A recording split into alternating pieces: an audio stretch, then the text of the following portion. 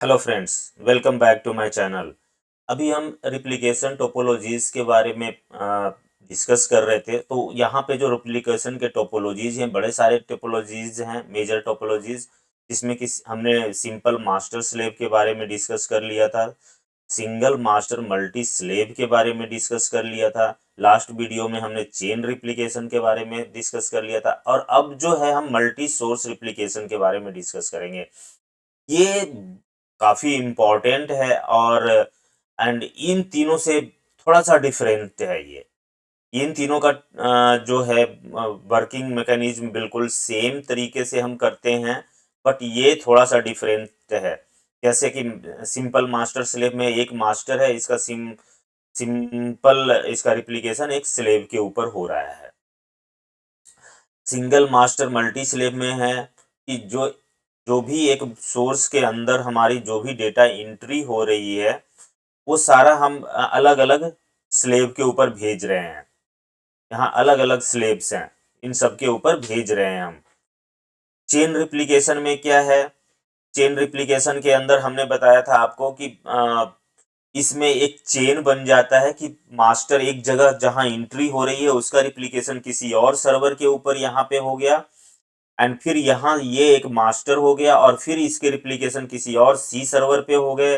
फिर ये सी को भी हमने मास्टर बना दिया, और फिर उसकी रिप्लिकेशन डी पे हो गए, फिर डी को भी मास्टर बनाया और ई पे हो गए। इसके बारे में हमने काफी अच्छे से लास्ट वीडियो में डिस्कस करे हैं कि काम कैसे करता है। लेकिन अभी तक जितने भी हम तीन रिप्लिकेशन देखे हैं उसमें क्या है, एक स्लेव के ऊपर एक ही रिप्लिकेशन है। कोई सा भी आप देख लो, एक स्लेव है उसके ऊपर एक रिप्लिकेशन है, एक स्लेव है एक रिप्लिकेशन है, एक स्लेव है इसके ऊपर एक रिप्लिकेशन है। ठीक है। अब चेन में भी देखें तो चेन में भी एक स्लेव है, इसके ऊपर एक ही रिप्लिकेशन है। कोई सा भी स्लेव देखें उसके ऊपर एक रिप्लिकेशन है। अब आते हैं मल्टी सोर्स के बारे में, रिप्लिकेशन या मल्टी मास्टर रिप्लिकेशन के बारे में। इसमें क्या है कि एक स्लेव के ऊपर बहुत जगह से डेटा आ रहा है। मान लो डेटा सेंटर है हमारे पास, और हमारे पास बहुत सारे ऐसे अलग अलग एक कंपनी है जिसका कि हेड ऑफिस दिल्ली में है, और उसके बहुत सारे ब्रांचेस इंडिया के अलग अलग शहरों में है।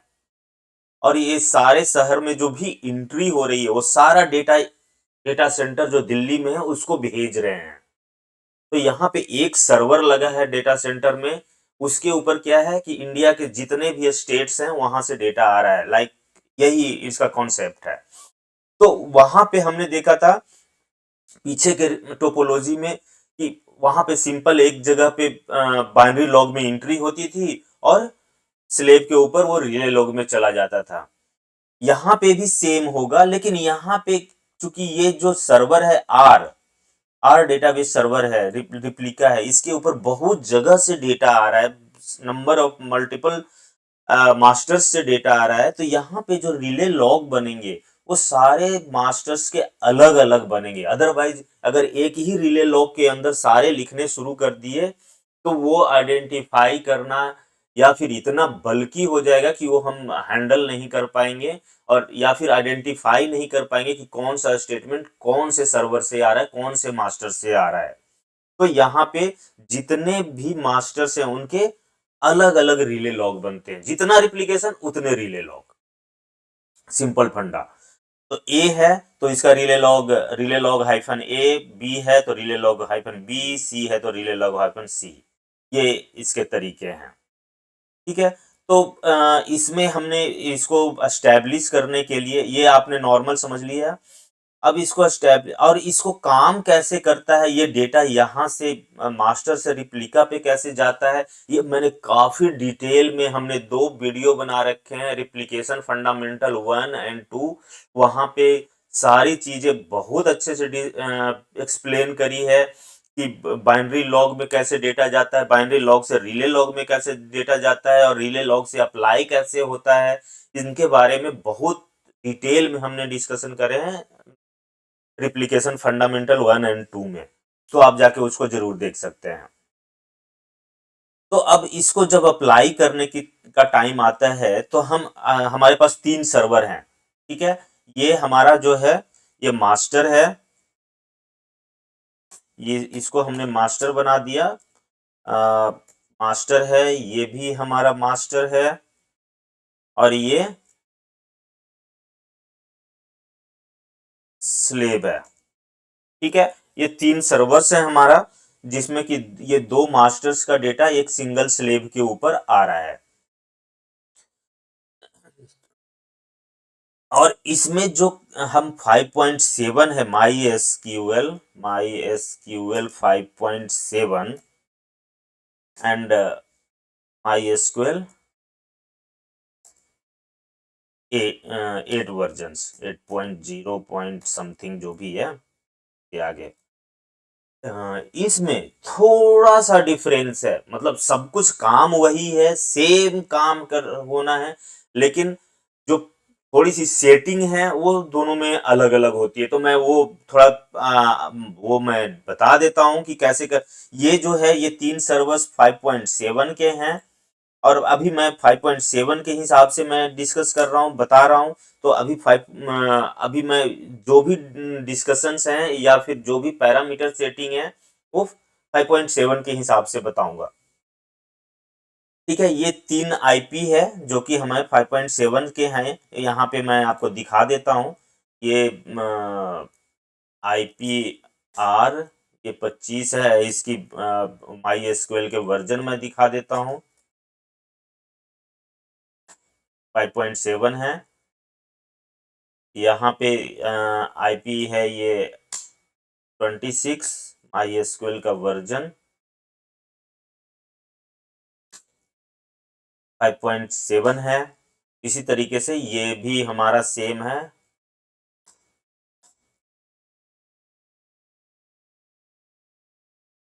देख सकते हैं यहाँ पे भी 5.7 है। तो 5.7 का अभी हम डिस्कशन कर रहे हैं। तो सिंपल मास्टर स्लेव हमने अभी क्या किया है कि एक simple master slave replication establish किया है बिटवीन 125 एंड 127। तो यहाँ पे अगर 127 पे जाएं माई एसक्यूएल के अंदर, तो अगर शो स्लेव स्टेटस करते हैं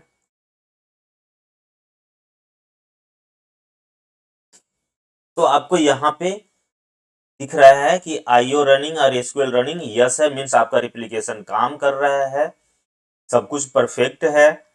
और यहाँ पे आप 2 पैरामीटर्स पे खास नजर है हमारी। एक मास्टर इन्फो फाइल, इसको कॉपी मैं कर लेता हूं।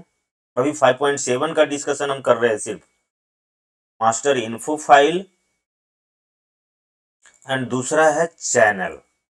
चैनल का में कुछ नहीं लिखा हुआ है।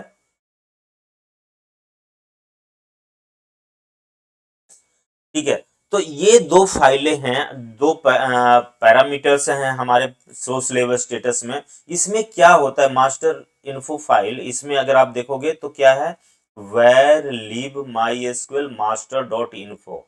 इसके अंदर मैं जाता हूं पहले। ठीक है,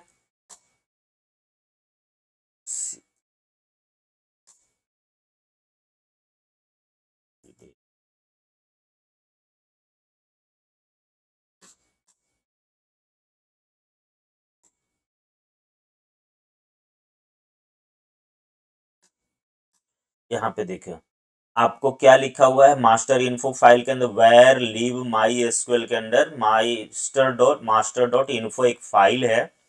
यहाँ वेर लिव माई एसक्यूएल के अंदर हूं मैं, और यहाँ पे मास्टर डॉट इन्फो एक फाइल है, इसको कैट करते हैं।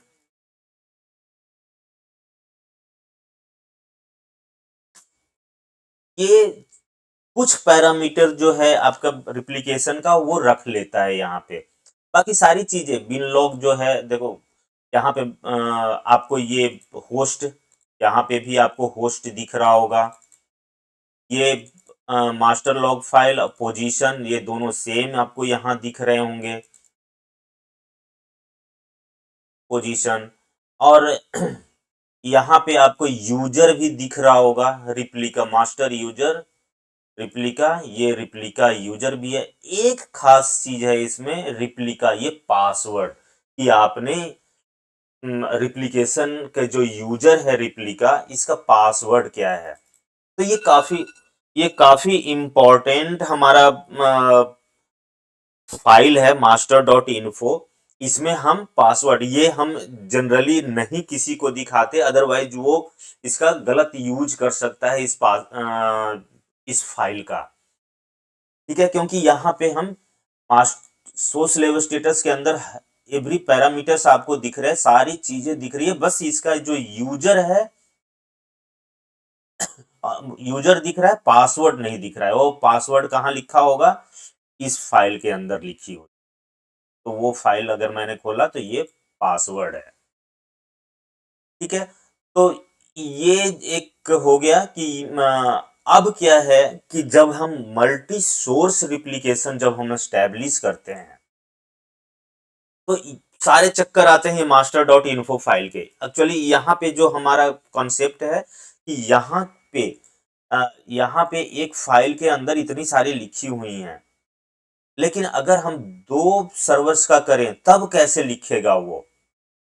तो इस वजह से उन्होंने क्या किया है, माई एसक्यूएल ने यहाँ पे डिसाइड किया कि चैनल का हम यूज करेंगे। एक न्यू टर्म एंट्री हो जाती है यहाँ पे, चैनल, कि जितने मास्टर हैं उन सबको हम एक चैनल के थ्रू, चैनल उनका नाम दे दें। जैसे यहाँ पे है हमारा ए सर्वर, तो चैनल ए दे दिया। कि बी मास्टर है तो चैनल बी दे दिया। सी सर्वर है मास्टर सर्वर, तो इसको चैनल सी दे दिया। तो इस तरीके से करते हैं। और प्लस इसका जो लोकेशन है अब यहां से हम हटा देंगे। अब इसमें क्योंकि हम बहुत सारे चैनल्स का डेटा हम इस फाइल के अंदर नहीं रख सकते, बहुत सारा इंफॉर्मेशन नहीं रख सकते, तो इसको चेंज कर देते हैं। वो अब मैं करके दिखाता हूं। मैं इस रिप्लिकेशन को बिल्कुल डिस्ट्रॉय कर देता हूं, स्टॉप रिप्लिकेशन करके।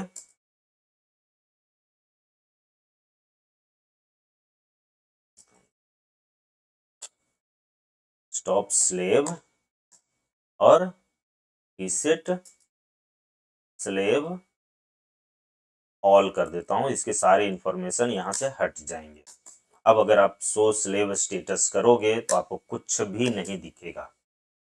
ठीक है, अब मैं क्या करता हूं, यहाँ पे माई एसक्यूएल के अंदर जाकर,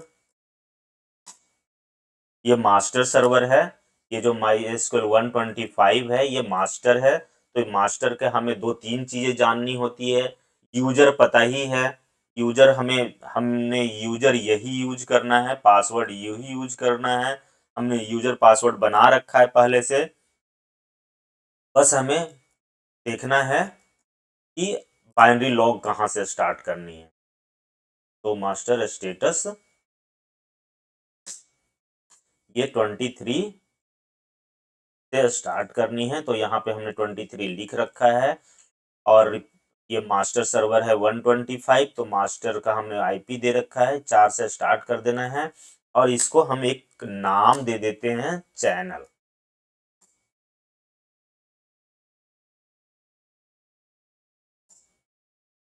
चैनल, और इसका नाम क्या रख दें, CH रख देता हूँ, CH-125 का है मास्टर। मास्टर का जो आईपी है 125 है, तो चैनल का नाम हमने 125 रख दिया। अब मैं इसको एस्टैब्लिश कर लेता हूँ।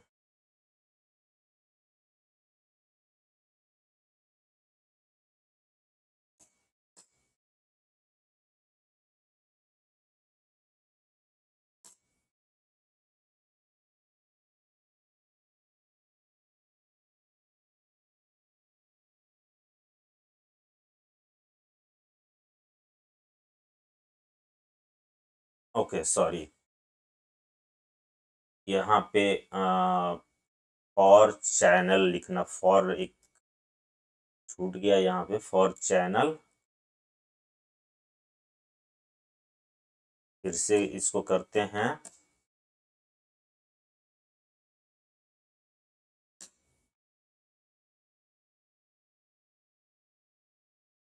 हाँ, अब ये चैनल नहीं ले रहा है। आप ये देखो, अब ये क्या मना कर रहा है हमें कि आप जो है मल्टीपल चैनल क्रिएट कर रहे हो, लेकिन आपका जो इन्फो फाइल है जिसके बारे में मैंने बताया था, मास्टर इन्फो फाइल, ये फाइल है, ये किसी डायरेक्टरी के अंदर मास्टर डॉट इन्फो पड़ी हुई है। इसी के बारे में ये बात कर रहा है कि ये जो है मल्टीपल चैनल आप क्रिएट कर रहे हो, can not be of file type, type का नहीं होगा, आप उसका कॉन्फ़िगरेशन टेबल कर दो। अब क्या कह रहा है ये कि ये जो हमारा यहाँ पे रिप्लिकेशन था, पहले जो हमने देखे थे यहाँ पे, ये फाइल टाइप है, ये किसी लोकेशन पे एक फाइल पड़ी हुई है। अब कह रहा है ये कि आपको फाइल टाइप से काम नहीं चलेगा, अब आपको इसको टेबल टाइप करनी पड़ेगी। तो टेबल टाइप करने के लिए हमें दो पैरामीटर्स की जरूरत पड़ती है। पहला है मास्टर इन्फो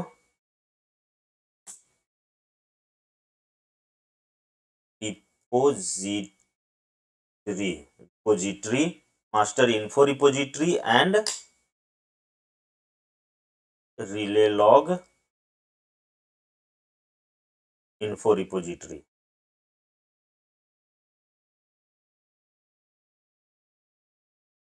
ठीक है, ये दो, और इसको हम टेबल टाइप बना देंगे, टेबल, और ये भी आपका टेबल टाइप हो जाएगा। तो इससे क्या होगा, अब ये जो डेटा फाइल के अंदर, मास्टर डॉट इन्फो फाइल के अंदर था, ये मास्टर डॉट इन्फो अब टेबल के अंदर चला जाएगा। तो अब हम क्या करेंगे, यहां पे जाके मैं इसके पैरामीटर्स में ये दो दो पैरामीटर्स डाल दूंगा कॉन्फ़िगरेशन फाइल के अंदर।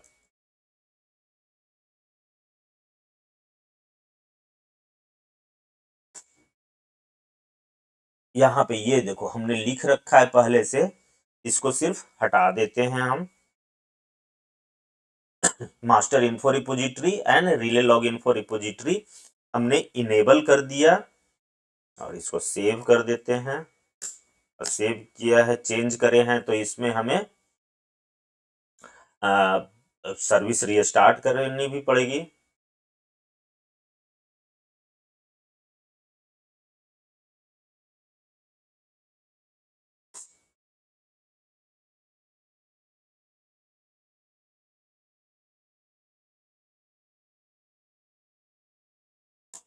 रीस्टार्ट MySQL डॉट सर्विस, ठीक है।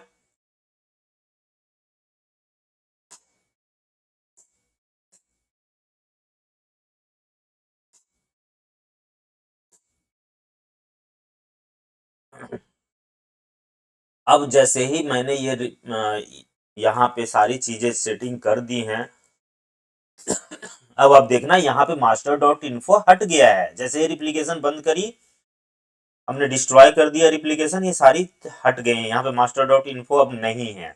अब फिर से मैं रिप्लिकेशन के लिए जाता हूँ।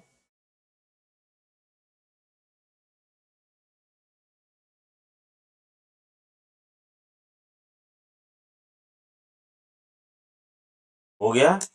अब मैं क्या करूंगा, अब जो भी काम करना है और चैनल लगा के करना है। अगर अगर आप तो यहाँ पे स्टार्ट स्लेव लिख दोगे, तो जितने हैं होंगे सबको स्टार्ट कर देगा ये। स्टार्ट स्लेव कर दिया।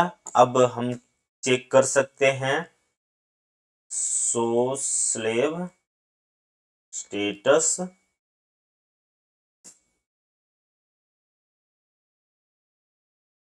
अभी आपको दिखने लगेगा। अब हाँ, दो पैरामीटर हमारा ये दो दिख रहा है कि एप्लीकेशन चल रहे हैं।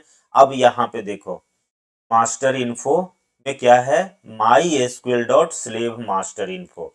अब ये कहाँ चला गया, माई एसक्यूएल डेटाबेस के अंदर चला गया, स्लेव मास्टर इन्फो टेबल के अंदर। तो इसको अगर एक्सेस करना है तो हम कैसे करेंगे, select star from my SQL dot, table का नाम क्या है, स्लेव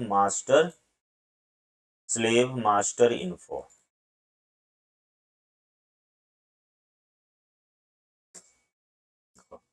आ गया ये।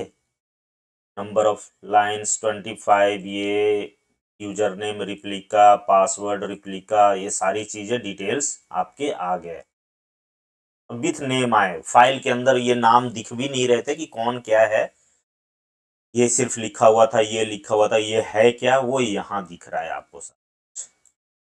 तो हमने टेबल टाइप बना दिया। अब ये सारे इंफॉर्मेशन आपके टेबल्स में आ गए MySQL के अंदर, स्लेव मास्टर इन्फो के अंदर, एंड यहाँ चैनल का नाम भी आ गया। अब क्या हो गया, रिप्लिकेशन चलाने के बाद कि अभी आपका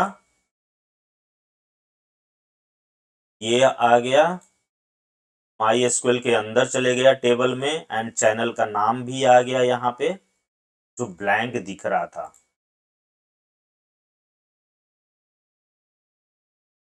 ठीक है, तो इस तरीके से हम ये तो हमने एक बनाया।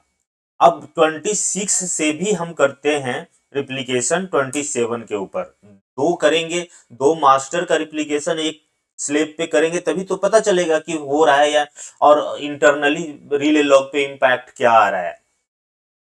तो अब वो करके देखते हैं। इसमें भी MySQL के अंदर चला जाता हूं मैं, एंड शो मास्टर स्टेटस करते हैं।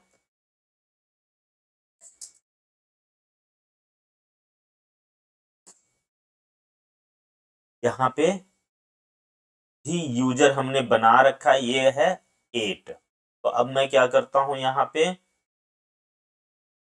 इसका एक और कॉपी बना लेते हैं।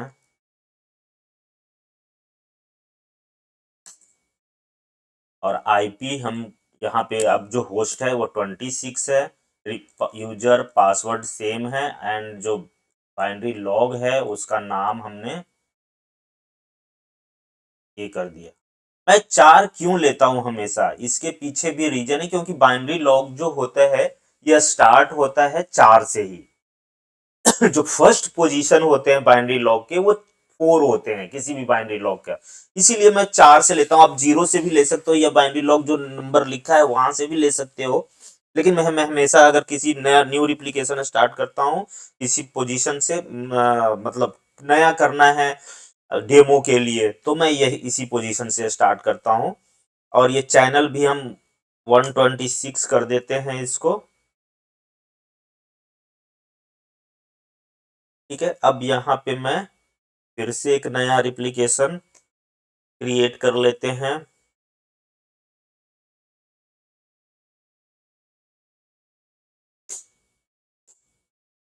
स्टार्ट स्लेव,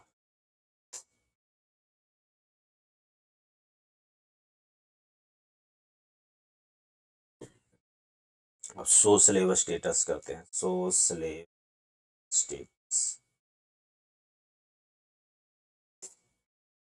हाँ, अब ये देखो आपको दो रिप्लिकेशन दिखेंगे। यहाँ पे एक पहला आया 125 होस्ट है, और एक दूसरा रिप्लिकेशन 126 होस्ट है। इसके चैनल का नाम यहाँ भी हमने मास्टर इन्फो यही यहाँ पे ही दिखेगा। तो मैं वो क्वेरी फिर से चलाता हूँ, एक बार आपको दिखाता हूँ उसमें दो कैसे दिख रहे हैं।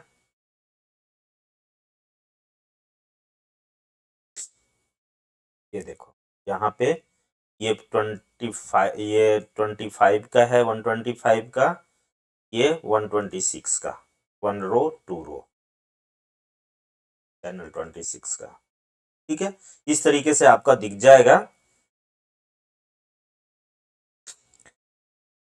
चैनल 26 दिख रहा है, 126, यहाँ पे चैनल 125। इस तरीके से ये काम करता है।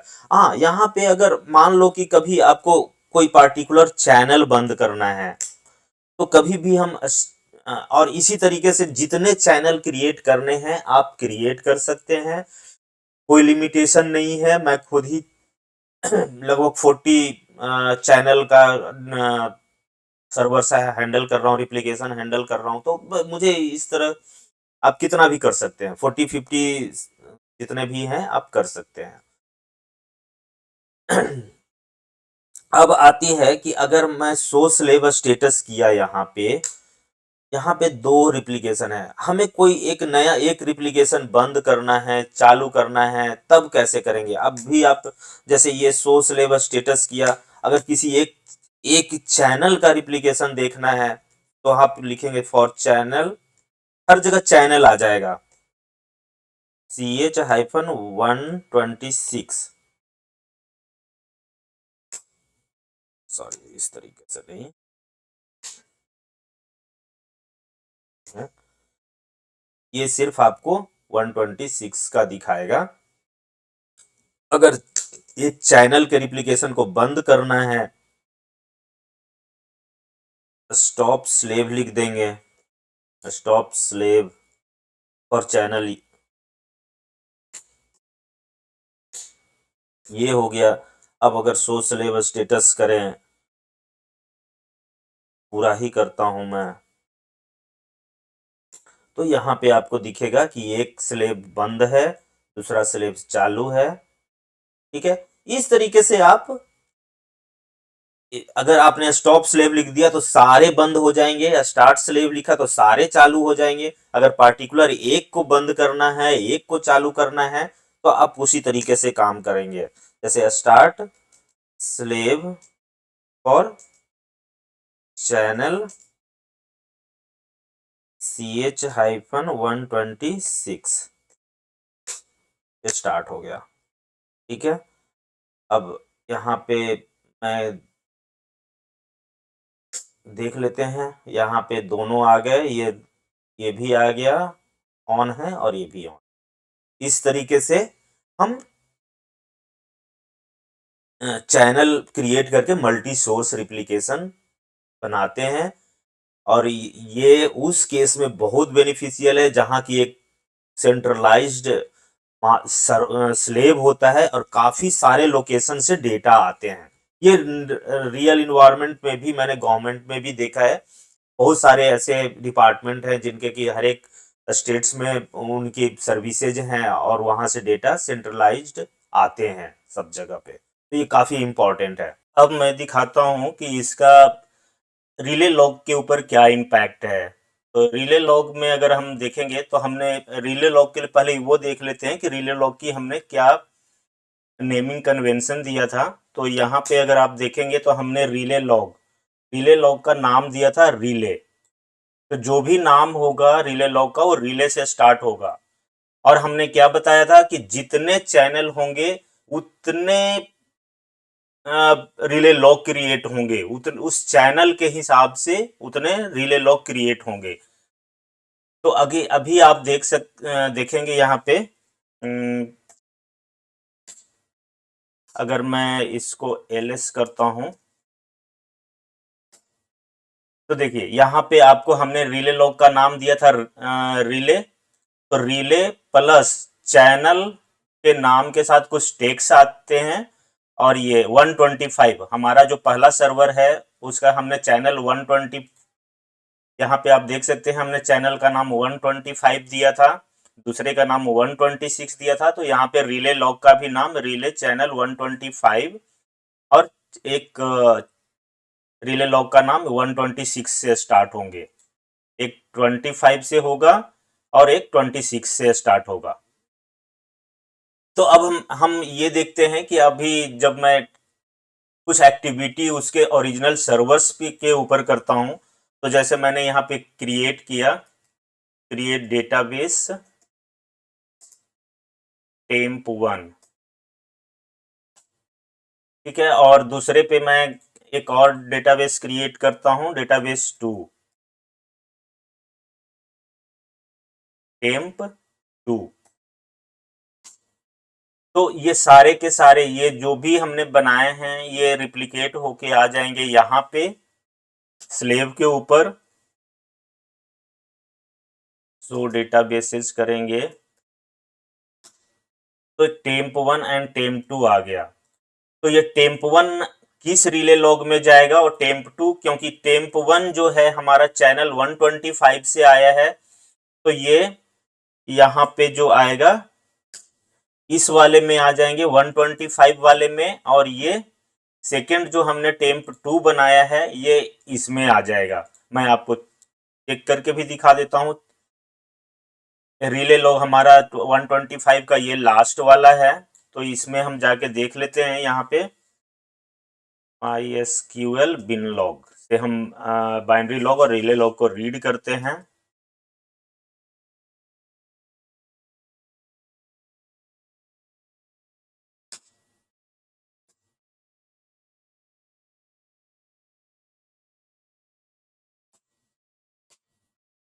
तो आप यहाँ पे देख सकते हैं कि ये जो रिले लॉग है छोटा सा, इसमें एक ही स्टेटमेंट आपको दिखेगा और वो है यहीं पे होगा, क्रिएट डेटाबेस टेम्प 1। यहाँ पे क्रिएट डेटाबेस, क्योंकि ये चैनल 125 से आया है तो यहाँ पे टेम्प 1 होगा। और अगर मैं इसी की बात करूं कि 125 की जगह जो था दूसरा क्या था, 8, इसको भी रीड कर लेते हैं हम। SQL bin log -b और इसको मैं पेस्ट कर देता हूं। यहाँ पे आप देखेंगे क्रिएट डेटाबेस टेम्प 2। तो यहाँ पे जितने चैनल क्रिएट करेंगे, जितने भी डेटाबेस सर्वर से आप रिप्लिकेट करेंगे, सबको एक चैनल के थ्रू बनाना पड़ेगा और सारे चैनल का एक रिले लॉग क्रिएट होगा। अगर हमने दो बनाए हैं यहाँ पे, ऐसे 4, 6, 10, 20 जितने भी बनाएंगे उतने तरह के आपको यहाँ पे रिले लॉग देखने को मिलेंगे उस चैनल के नेम के आधार पे। नाम उसका स्टार्ट होगा जो भी आपने नाम दिया है, प्लस सम टेक्स्ट ऐड कर देगा ये अपनी तरफ से। तो इस तरीके से हमने 5.7 का ये देख लिया हमने कि कैसे काम करते हैं। यहाँ पे 8.0 की बात करूं तो बाकी सारी चीजें सेम होती है और उसमें एक ही डिफरेंस है 5.7 एंड 8.0 के अंदर कि अगर हमने सिंपल मास्टर स्लेव रिप्लिकेशन बनाया तो 5.7 के अंदर ये ये पैरामीटर पड़ा होता है जो कि एक फाइल के रूप में होता है, और जब चैनल बनाते हैं तो ये होता है, टेबल के अंदर चला जाता है 8.0 के अंदर। ठीक है, लेकिन जब हम ये 5.7 के हैं, लेकिन जब हम 8.0 में करते हैं, जब हम 8 के अंदर हम जब भी कोई भी रिप्लिकेशन क्रिएट करते हैं तो वहां पे ऑटोमेटिकली ये फाइल के अंदर होता ही नहीं है, फाइल के अंदर नहीं होता है, हमेशा ऑलवेज MySQL के अंदर स्लेव मास्टर इन्फो क्रिएट होता है।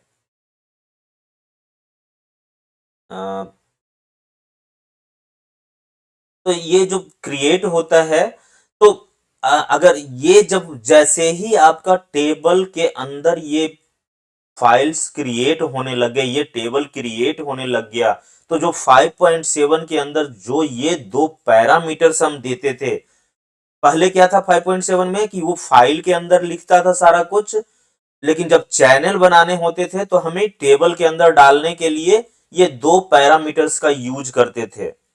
और अब 8.0 में क्या है, 8.0 के अंदर क्या हो रहा है कि ये ऑलरेडी टेबल के अंदर होता है, तो यहाँ पे इन दो पैरामीटर्स की जरूरत ही नहीं होती है। ठीक है, सिंपल, हमें कुछ भी चेंजेस नहीं करना है, सिर्फ चैनल हमें उठाना है ये वाले इस तरीके से और क्रिएट कर देने हैं। यहाँ पे हमें कोई नो कॉन्फ़िगरेशन चेंजेस,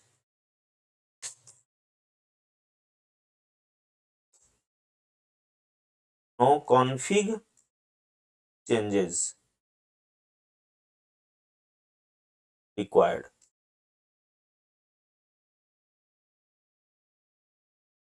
समझ गए?